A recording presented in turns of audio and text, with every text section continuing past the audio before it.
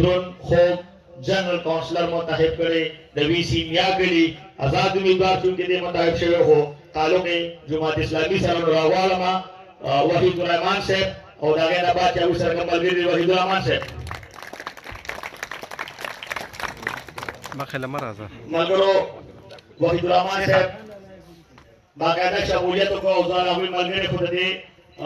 شاهجان علي صاحب زما خیال کې نو زما شاته راځه وي د فرګلې وای دي په خیر راغلی نور ملګری دي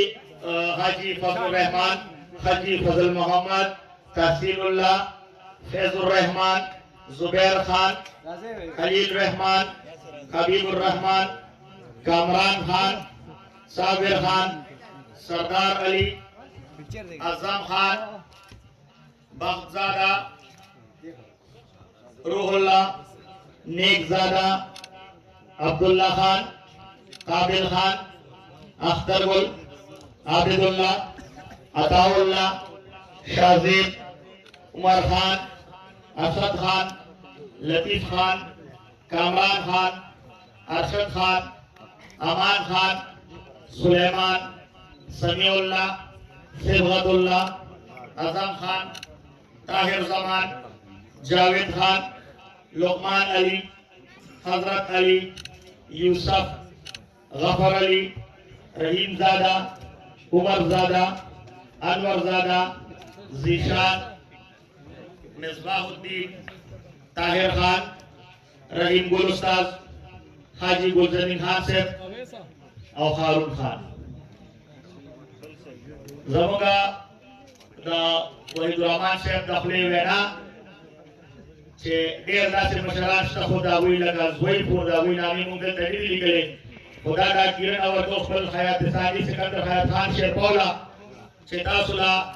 شپږ څلوېښتو کسانو نه تاسو له شپږ څلوېښت خاندانونو لاس درکړو او انشاءالله دا یو سلسله دا یو لړۍ د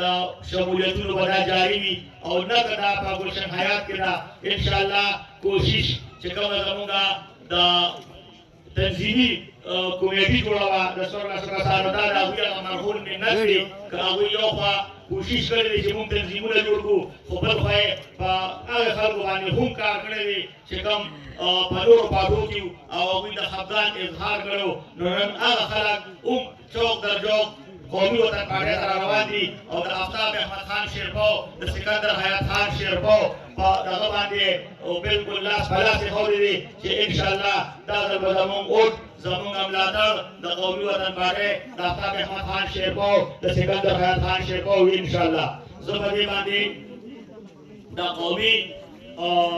وطن پارټۍ چې کوم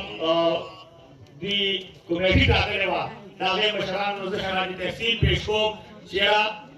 په ډېر په کم وخت کې دغه کمیټې ډېر په کم وخت کې دغه خلکو دغه شان پروګرامونه جوړ کړل او زه دا یو ډاډګیرنه ورکوم حیات ثاني ته چې الحمدلله ثم الحمدلله چې د زیم چې کوم زموږ د قومي وطن پارټۍ مشران دي چې په هغې کې زاړه مشران زاړه ناظمان زاړه کونسلران او نوي زموږ چیرمینان شامل دي چې د هغوی په مشترکه په لایحه عمل باندې ایله لرم چې په زیم یونین کونسل کې به انشاءالله دا روان الیکشن کې به په لسو کې به نیمو ټوم بالکل خارجي نو کوشش کوو چې کوم د شیرپو یونین کونسل دا کوم یونین کونسل هم عمده شان د زیم یونین کونسل په شان جوړ شي نو